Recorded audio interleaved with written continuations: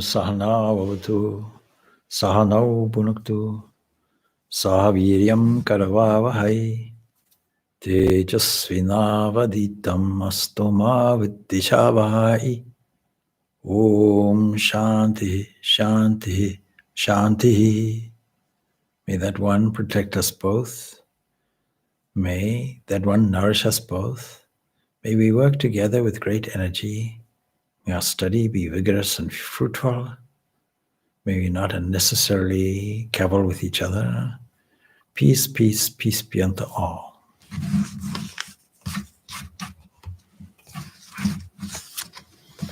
December 22nd, and the subject of tonight's talk is why Christmas?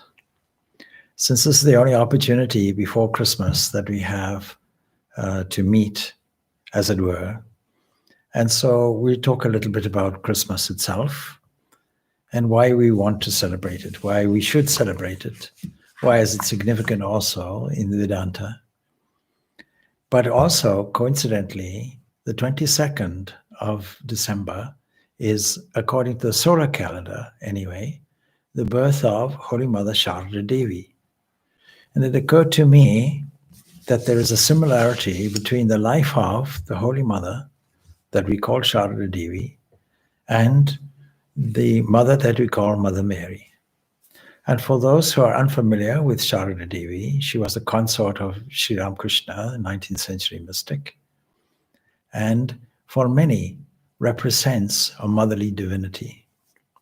Actually, in Christianity too, the Mother Mary theologically cannot be any kind of special divine incarnation.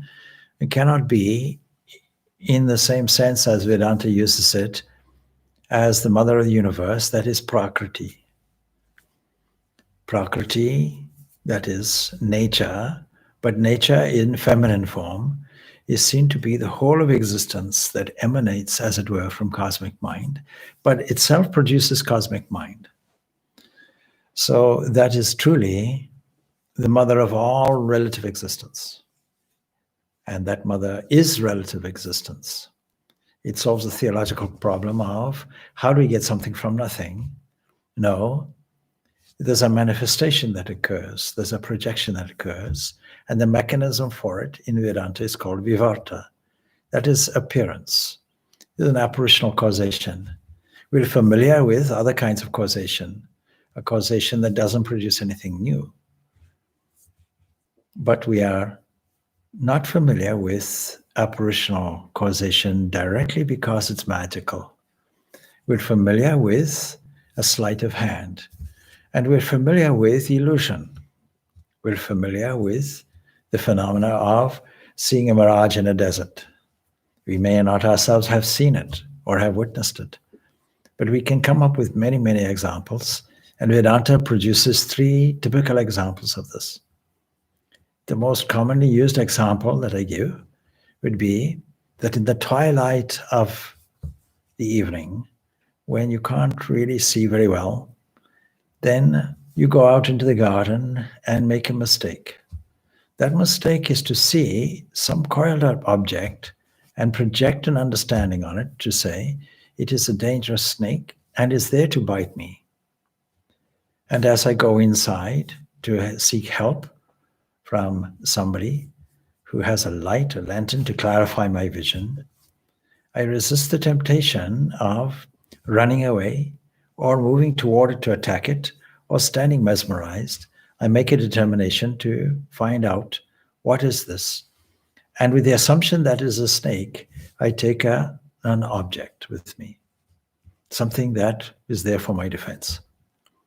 But as the light falls on this coiled object, I see, this is simply a rope made from hemp. And it resembled a snake. And so this universe resembles the thing that it is an appearance of. And that is the signature of its existence. We can't make a mistake in thinking that this coiled object, or the object that we see, is anything other than something coiled up. Something that has the same length, same dimensions, the same kind of visual characteristics. So this world indicates strongly to us the divine, full of signposts. Look, my child, look here, look there, you'll find me. What a wonderful drama this divine play plays on us. A wonderful game. So this is the appearance of what we call a universe. And this comes out in a motherly form, so that spontaneously we use these terms, Mother Nature, Mother Earth, and so on. There's a reason why we celebrate Christmas historically, of course. Even in pre-Christian times, it was observed by ancient people, in the Northern Hemisphere at least, Southern Hemisphere no doubt too, but in the Northern Hemisphere we find Scandinavian terms for this season as Yule, the Yuletide, because they noticed that the 21st, 22nd of the month, December, was the winter solstice. That is, the Earth tilted on its axis, sees that it is furthest distance from the sun, and it marks something in human social life. For many, it marks the beginning of progressively shorter days.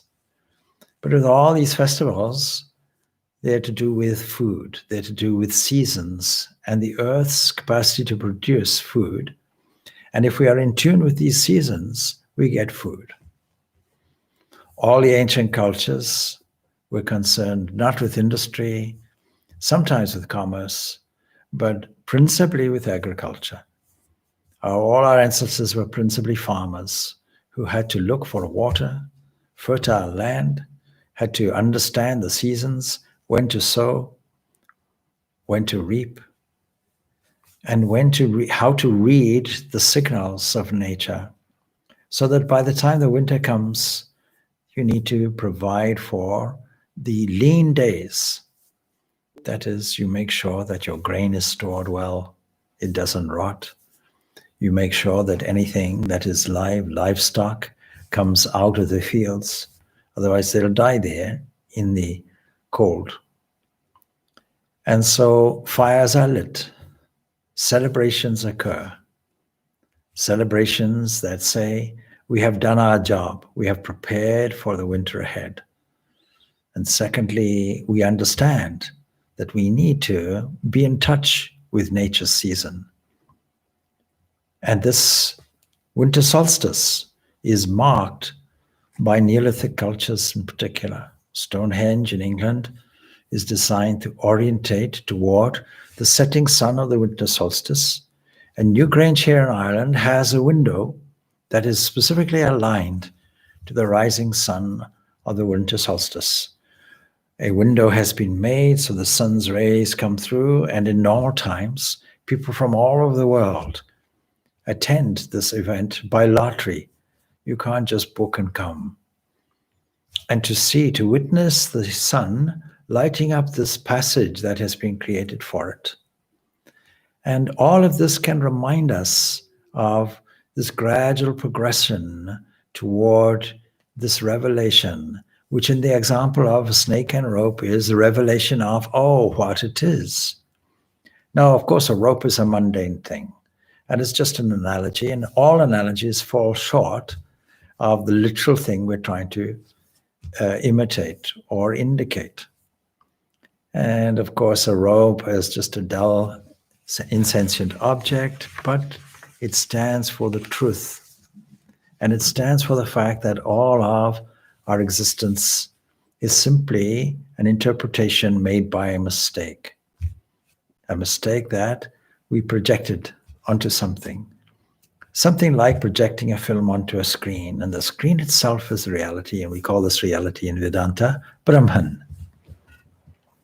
But the reason why we celebrate in so many different ways, with so many different customs, is in order to bring about this divine drama, or this awareness of this divine drama that is illustrated in this winter solstice, a wonderful magical time. And so Christmas comes from that, because the early Christians They didn't have any idea when Christ was born. More than likely, he was born in more the summer or the spring period when the sheep could be tended on the fields. But the Christians in the Greco-Roman environment saw that there were some major celebrations going on. There was a festival called Saturnalia. This was offering to the god of agriculture in the form of Saturn. And Saturn, as we know astrologically, is quite temperamental. And so to appease this, they decided that they will be contrary. To imitate Santa's contrary nature, they thought, what we'll do is we'll release slaves. Normally slaves are bonded. We'll release them on that day. We'll serve them. The master will serve the servant. And of course, this can lead to very riotous behavior also. But it is also a time of great celebration. For 8 days prior to the winter solstice, the ancient Romans would have engaged in this festival of Saturnalia, and some of those Romans would have been dedicated to the god Mitra. Mithraism comes from it. This is, of course, related to Mitra, friend, and specifically referring to the sun. And the 25th was the anniversary of Mitra.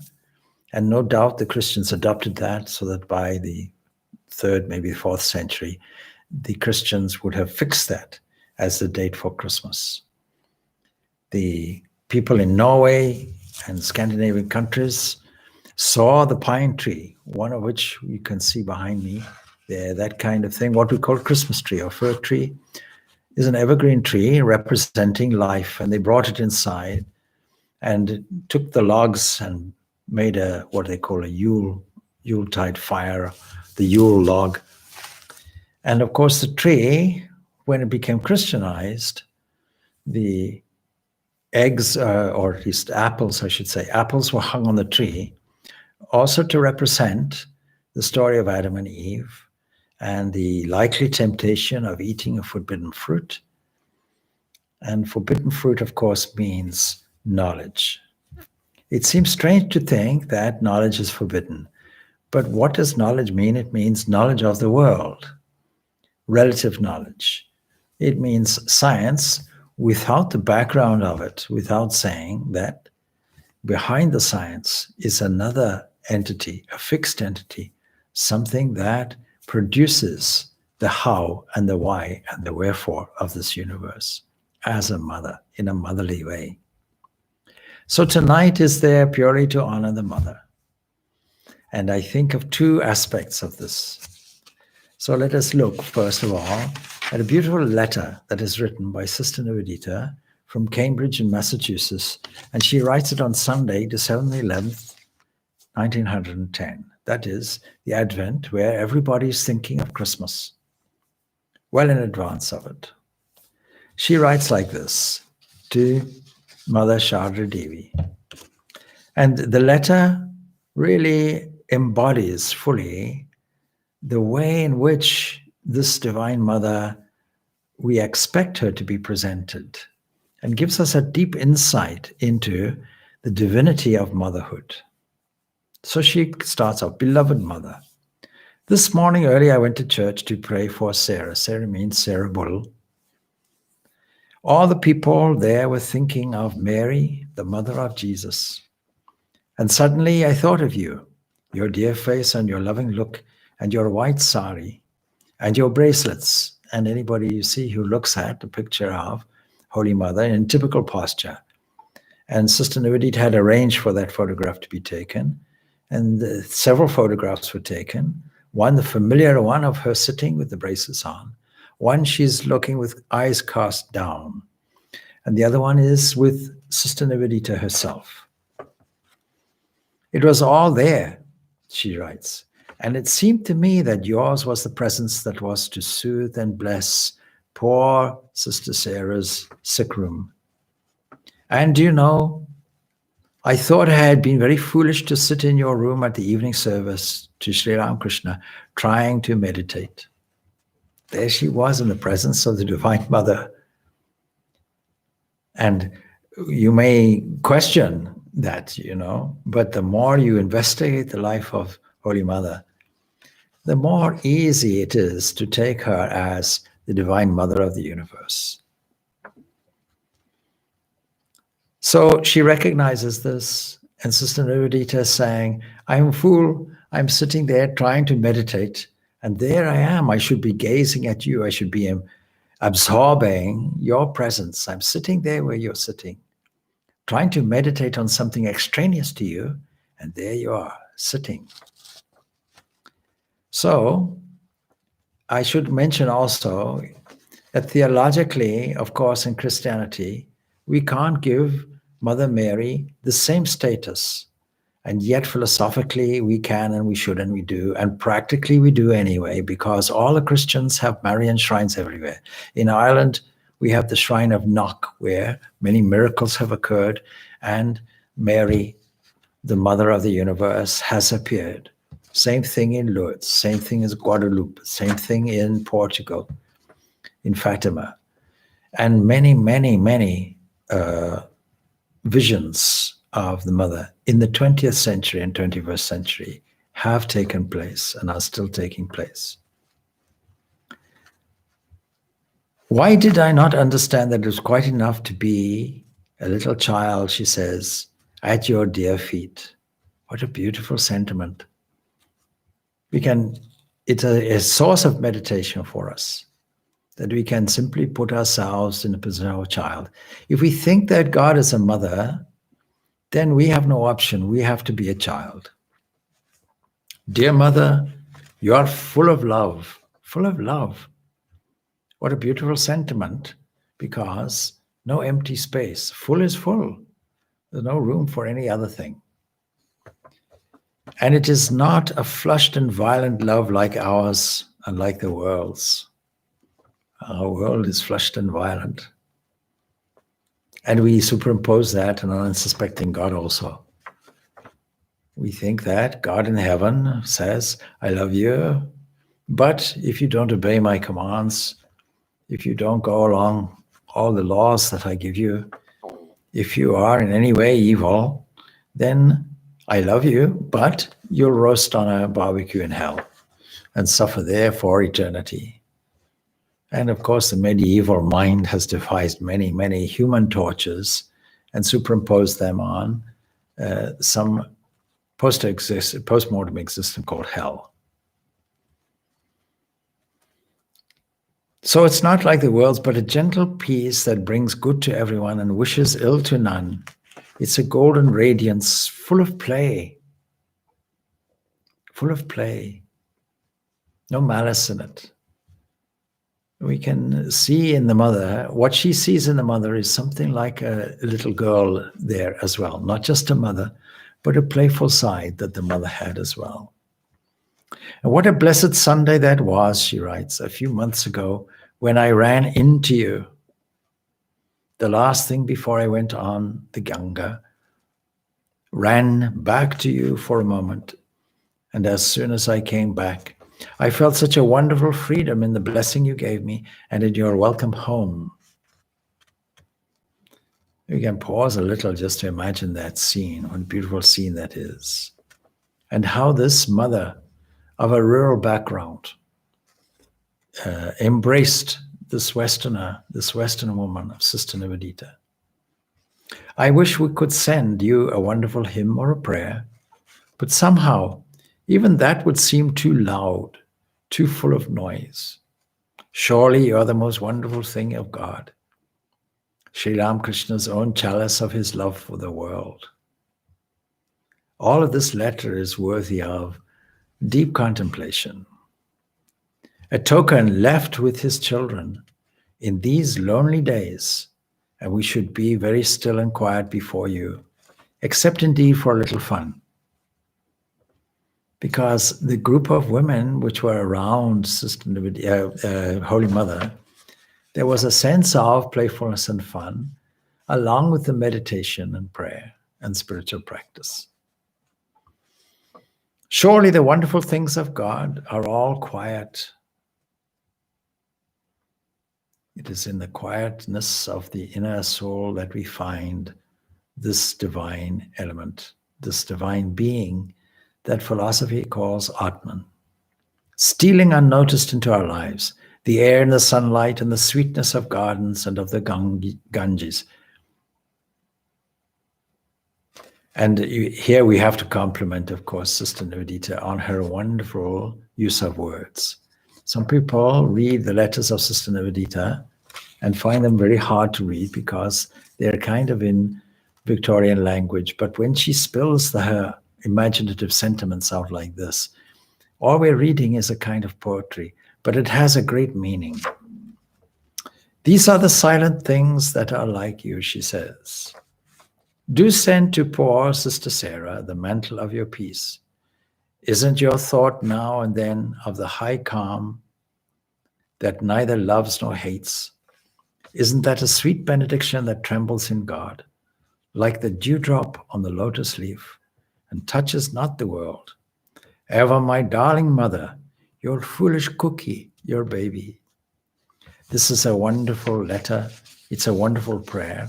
It's a wonderful subject for contemplation and meditation. If we can take on these sentiments, then we really, really connect and understand this phenomena that we call the Divine Mother Sharda Devi. Now, she was born, of course, in a rural area. She was born in Jirambati, but she was, of course, in a Brahmin family, and her father was very respected, not only in the village, but also in the area. And again, like most people, he earned his living farming, but attended to the spiritual needs or the ritualistic needs of the people around. And of course, we know that when she was 5, as was the custom, Ramakrishna was betrothed to her.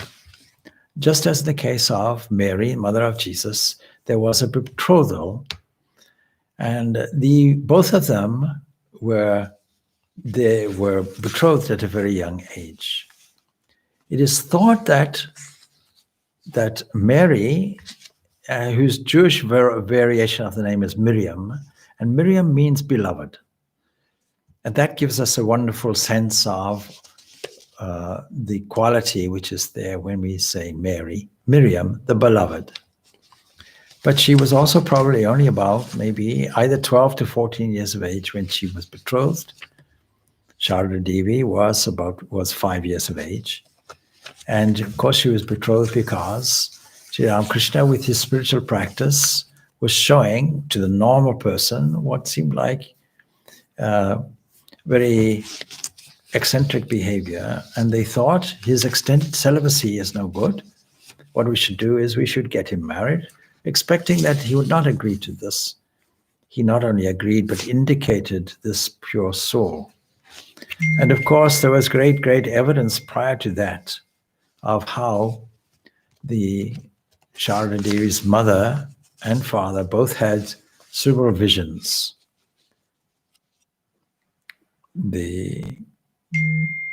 According to traditional accounts, both her father and her mother had visions and supernatural events foretelling her birth of a divine being as their daughter. And this is what she was born as, of course. And then she lived a simple life of an Indian village girl.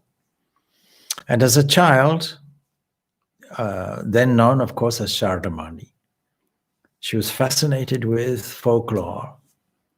At a very young age of 11, of course, she helped with everything, but at the age of 11, she helped provide food that the family provided for all the hungry people suffering from the great famine at that time. That was 1864. And from her childhood, she had mystic visions and experiences. But let's look at Mary also, probably age about 12 to 14, at the very most 16, who also had a divine vision. And she has a vision that a son will be born to her, and this son would be divine. And she was selected, according to the texts, because of her purity, symbolized, unfortunately, in terms of virginity, because that's a mistranslation, of course, a misunderstanding, because what it simply means is somebody of marriageable age. It doesn't necessarily mean what we mean in English. But nevertheless, the purport of it is that she was pure in mind. And she accepts it. And Mary, too, is related to the Levi family of priests. Mary, her aunt, was supposed to be Anne, and Anne was married to a priest, and it was through the priest that got the vision to say that there would be this announcement. And if I said Anne, it's Elizabeth, actually, Elizabeth Anne. So there are some similarities here. Enough to say, as a suggestion, that what we call Sharada Devi and what we call the Mother Mary are as the same entity in different time zones. Remarkably, of course, Holy Mother Sharada Devi, born on the 22nd, exactly at the winter solstice. And exactly at the winter solstice, we celebrate, more or less anyway, at the winter solstice, we celebrate the birth of Jesus. All done symbolically, no doubt. Then again, there's another connection that we have to take into account when we ask why Christmas. Why Christmas? Because Christmas is the most universally celebrated event, whether you're Christian or otherwise, everywhere in the world. I'm told that even Hindus in India, of Orthodox Hindu families, expect some Christmas cake or something on that day, some treats. And decorations are put in the home, streets are lit. You can't get more of a universal celebration than Christmas. And then, of course, with all the traditions that I mentioned previously, there's a tradition of Santa Claus, St. Nicholas, who was said to be born on 6th of December. And the tradition of St. Nicholas really symbolizes that there's an event, not just the gift of a Christ child, but the general gift of giving. After all, in the story, 3 wise men come and give gifts. And so it is this time when everybody somehow feels different and feels a generosity of giving. I had mentioned previously, probably, that Santa Claus or St. Nicholas or Santi, as they call it here in Ireland, is a tradition that this bearded white person, some people think me, but it's not me, he comes on Christmas Eve and miraculously somehow comes down a chimney and all the rest of it. There's a poet, actually an American poet, who devised a poem, and it's that poem that has really formed the image of this St. Nicholas, who was known, of course, for his generosity and for his giving. And different countries throughout the world have their different traditions and variations of that. So anyway, he comes and he delivers the presents and so on. But of course, by the age of 9, most children have abandoned the myth of it.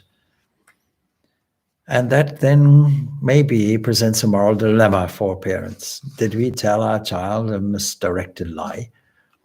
And the answer, of course, is no, because at the age of 9, you can tell a child, look, this Santa Claus, Father Christmas, St. Nicholas, whatever it is not a person, actually. We celebrate a person, no doubt, but it's a spirit of giving. It's a spirit of generosity. And in the Vedantic language, it's the spirit of seeing that Christ child in every individual. And that gives us an opportunity to worship. This is practical Vedanta. Seeing the divinity in everyone and seeing all in that divinity, the self in all and all beings in the self. This is the way the Vedanta puts out the practical application. This non-dualism in its practical form is just that there's only one entity dressed up in so many different forms. And can we recognize it? Even in the dressed up form of this Santa Claus, we can see God's generosity, God's compassion, if you will, these qualities that come out and are reflected in human compassion and human love, reflected in these great stories and these great ideas and these great ideals. And of course, it was America really who brought out this commercial aspect of it, giving a defined form to this St. Nicholas that there is called probably, Santa Claus or Father Christmas or whatever it is. But still, you see, the jollity that goes with it reflects all the celebrations of the winter solstice. And with that, the generosity of spirit and giving and a great celebration. But of course, what we understand, of course, at the heart of it, in terms of Christianity, would be the scene that St. Francis of Assisi first delivered to us. It was him really, when Christmas celebration was on the wane, when it was going out of fashion, it was about the 12th century of this current era. And St. Francis Assisi in the 1400s revives it, the 14th century revives this whole idea and gives us an image of a crib. And what a profound object for contemplation and meditation. So we can see the construction of a crib, that is the form of a simple stable. A stable is something, a small shed or something like that, where the animals can find protection and food. You lock them away in the stable, you shut the doors, and then bring them out in the morning. So this represents for us the human body. The human body is exactly like that. It is made from common natural materials, just like wood is there. So this human body with its bones are there, and straw is there, if you will. Food is there for the animals. And so we can think of that. And then what is the center of attention to that, in the very heart of it? That is the crib where Jesus there is born, the center of attention in any crib. And Francis of Assisi understands this and gives us a wonderful image that revives the whole feeling of adoration and devotion to this, where every figure in the crib is actively, devotedly centering all their attention on this Christ child. And once a year at least, we have the opportunity, or at least Christians have the opportunity once a year, of worshiping God as a child. In Hinduism, we do that anyway. In Hinduism, we give you an option that you can position yourself either as a parent toward a child, or a child toward a parent, or a servant toward a master, or just an heir of peace and contentment, or as a lover, or as a friend. All these various bhavas or aspects can be arranged for us to increase the keyhole, which we call our chosen ideal, and to increase our connection. Meditation is a connection with that, a direct connection. So what a wonderful image this is, where the ox and the ass provide the sense of life force or breath in us.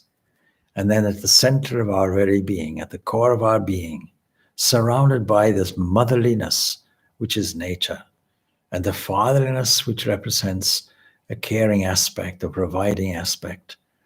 And then the scene of shepherds coming in, shepherds that is preserving life and worshiping, a sense of adoration coming in, and then a sense of generosity and giving.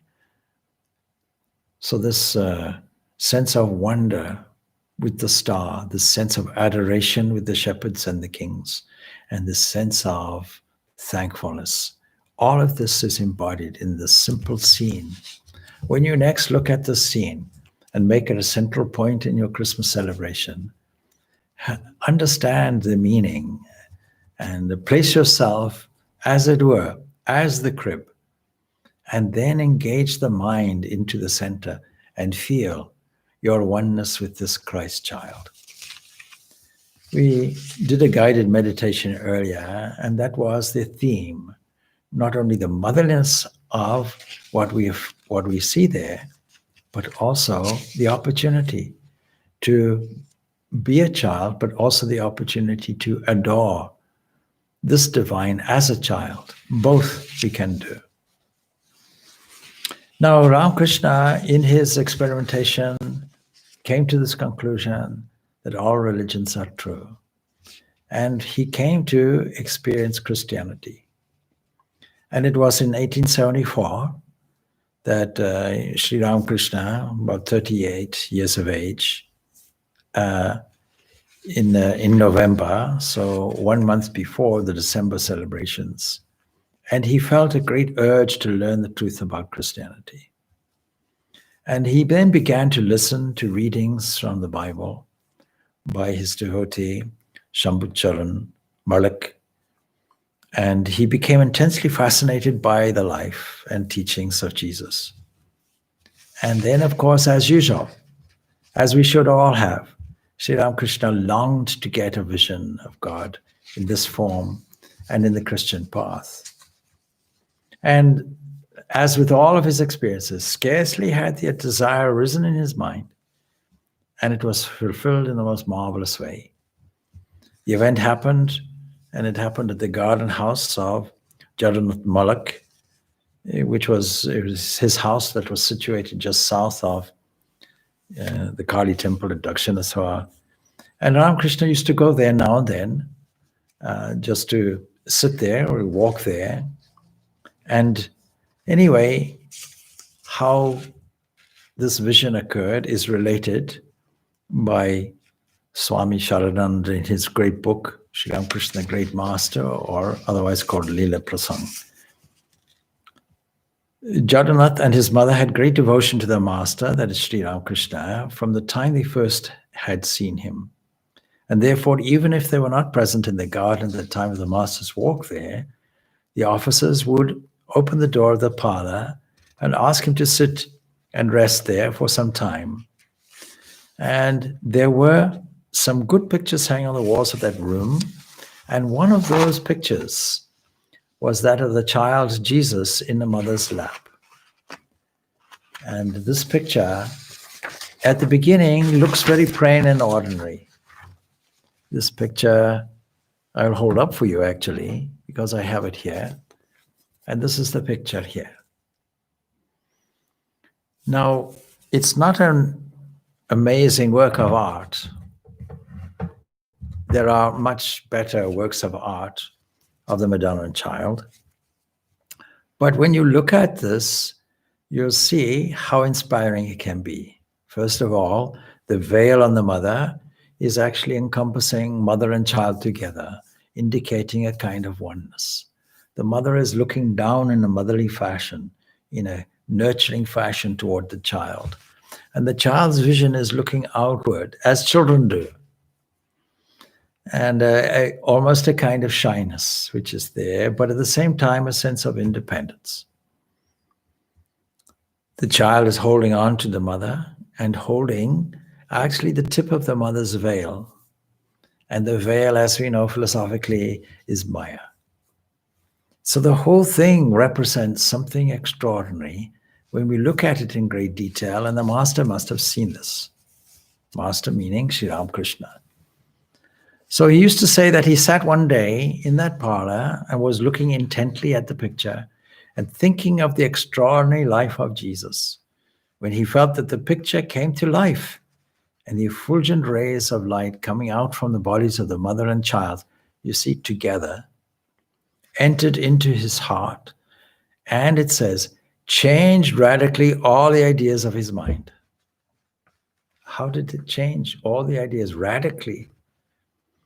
On finding that all the inborn Hindu impressions disappeared into some secluded corner of his mind, and different ones arose in it, he tried in various ways to control himself, and he prayed earnestly. Of course, he's a child of the Divine Mother Kali. He prayed earnestly to the Divine Mother. What strange changes, he says, art thou bringing about in me, Mother? But nothing availed. And then he says, rising with a great force, the waves of those impressions completely submerged the Hindu's ideas in his mind. And his love and devotion to all the deities, the forms, the gods, the goddesses, they all vanished. And in their stead, a great faith and reverence for Jesus and his religion occupied his mind and began to show him Christian priests, monks really, actually, is what he saw, offering incense and light before the image of Jesus in the church, and to reveal to him the eagerness of their hearts, as is seen in their earnest prayers. And anybody who has witnessed the liturgy of Benedictine monks, for example, will catch this feeling of Gregorian chant and liturgy, burning incense, lighting candles, and pouring their hearts out through the recitation of psalms. So the master came back to Dakshinaswar temple and remained constantly absorbed in the meditation of those inner happenings for 3 days. He forgot altogether to go to the temple and make his obeisance there, as was his custom. And the waves of those ideas had mastery over his mind in that way, as I said, for 3 days. And on the third day, another remarkable vision happened. On the third day, and again, we have to say on the third day in the life of Jesus, we know that the biblical accounts say on the third day he rose from the dead. But on the third day, the master saw, while walking under the Panchavati, the grove of 5 sacred trees, that marvelous God-man of very fair complexion, not European complexion, but fair Eastern complexion. So fairer than others, but still, of the Middle Eastern variety. And he was coming towards him, looking steadfastly at him. We can replay this in our minds in a meditation. And as soon as the master saw that person, he knew that he was not from here. He was a foreigner. And he saw that his long eyes, here we get a wonderful first-hand description of Jesus, had produced a wonderful beauty in his face. And the tip of his nose, though a little flat, did not at all impair that beauty. The master was so charmed to see the extraordinary divine expression of that handsome face and wondered who he was. And then it's said that very soon the person approached him, and from the bottom of the master's pure heart came out with a ringing sound the words, Jesus, Jesus the Christ, the great yogi, the loving Son of God, one with the Father, who gave his heart's blood and put up with endless torture in order to deliver men from sorrow and misery. So Jesus, the God-man, then embraced the master and disappeared into his body. And the master entered into ecstasy, bhava samadhi, lost all normal consciousness, and remained identified for some time with this omnipresent Brahman, that is this God of oneness, this ocean of consciousness. What a wonderful experience. And of course, a validation that even this Christian path was true. And when he heard this, the master said, but I saw that the tip of his nose was a little flat. And I don't know why I saw him like that, though we did not say anything about what the master said, says Swami Sharananda. We thought, how could the form seen by him in ecstasy tally with the actual form of Jesus? Like all the Jews, he too must have had an aquiline nose. But then we came to know, shortly after the master passed away, that there were 3 different descriptions of Jesus' physical features. And according to one of them, the tip of his nose was a little flat. This was from Swami Sharananda. I'm reading this from his recounting of his guru's conversation with him in his book in English, Ramakrishna, the Great Master, translated, of course, from the Bengali Lila Prasanga. When the master passed away, of course, the Holy Mother was grieved, and we can imagine what grief Mother Mary must have felt witnessing the torture and demise of her son. But just like Holy Mother Sharda Devi, she was the support group for the remaining apostles. And we find her in the biblical accounts there in the upstairs room, the upper chamber, where this Pentecost took place, a great inspiration that inspired them in the face of all adversity. And of course, there was a Jewish diaspora because the Jewish nation rose up in revolt and were ruthlessly squashed, and they destroyed the whole temple. And that means that Jews had to be dispersed everywhere. And that means Christianity spread in its infancy and developed and flowered in the Greco-Roman world. And in this way, we are told that Miriam, or Mary, actually passed away 11 years after Jesus' death. And she passed away in what is now Turkey, and the western part of Turkey. And she would have stayed with Jesus' apostle John. And so we have some verbal testimony, at least, or some tradition that is where she died. And what that means really is that she continued her influence, probably, amongst the apostles, the immediate followers of Jesus, following them into what is now Turkey, that is following them into Antioch and there's various places like that. So we are told, I'll read it from here, what the apocryphal accounts would have stated.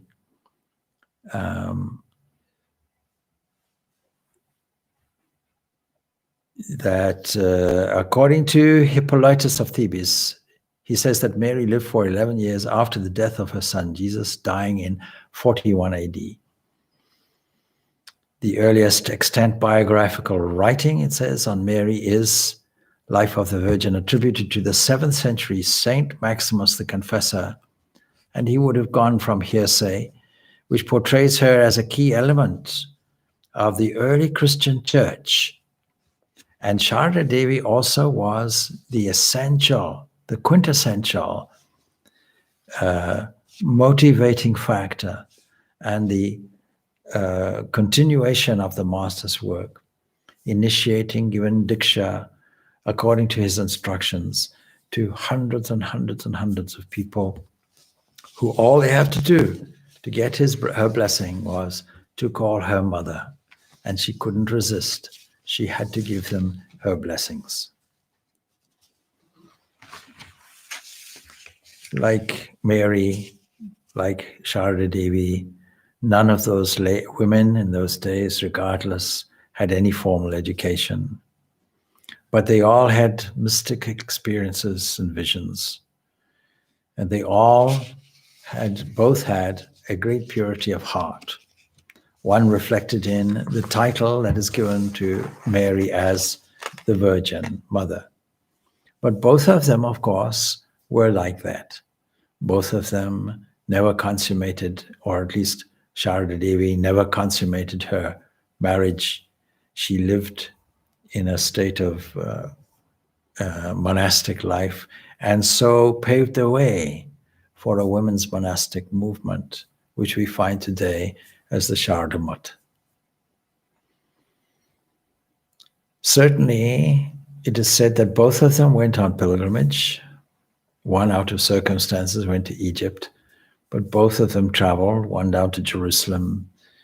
And in terms of the Holy Mother, traveling as far as Rameshwaram and various pilgrimage places, but living in an uncomplaining way, referring to Sharda Devi, in Kamarpuka the year after her husband's death, in dire poverty, And you can see how both of these lives, both Jesus and Ramakrishna, were born deliberately in this environment of poverty. Other incarnations, Krishna, Rama, and so on, were born in luxury. But Ramakrishna and Jesus were born in poverty. Mary must have been also experiencing certainly not the highest state of affairs, and she would have had to leave her country and settle in a different region, and there live probably with the disciple, as I mentioned, John. So there's a remarkable similarity between the two lives. And contemplating on their lives, we can see firstly the inspiration of their lives that Sri Ramakrishna himself felt when he saw the image of the mother and the child. And then when we see Holy Mother Sharda Devi along with Ramakrishna, the same feeling can be evoked in us also. The whole spirit of Christmastide then is a wonderful celebration which combines winter solstice, birth of Holy Mother Sharda Devi, the image of the mother in the form of the mother of Jesus, the birth of the infinite, and an opportunity for renewal and a new era. The whole contemplative aspect of and picture of the crib scene, the nativity scene, that is found everywhere now at Christmastide. And the generosity of spirit around the myths which are there to do with Santa Claus and other myths which are there in the Northern Hemisphere and have spread everywhere in the world, including, of course, a famous soft drink, which we all know about in America, that finally put the stamp on how we should view this Santa Claus. And so at this Christmas season, let me wish you all the happiness and blessings and glad tidings of this Christmas season that is universally there, available for everyone, whether they are Christian or whether they're not Christian. And Vedantins, they take all these aspects and find the validity in it because of the teachings and experiences and visions of Ramakrishna himself, asserting that all religions are true. Supposing we were to adopt this idea that there's a great equality and fraternity amongst mankind, and that all religions are true, and that no divisions exist except those that we falsely impose on each other. Supposing all of that comes, then would the world not be a better place? Would you not be in a more peaceful condition? Of course, I can answer for you. We'll all agree yes. So once more, on behalf of the Arya Vedanta Society, we wish you all a very happy, a very beautiful, and a very joyful Christmas, and love and blessings to everybody. Om Shanti, Shanti, Shanti. Peace, peace, peace be unto all.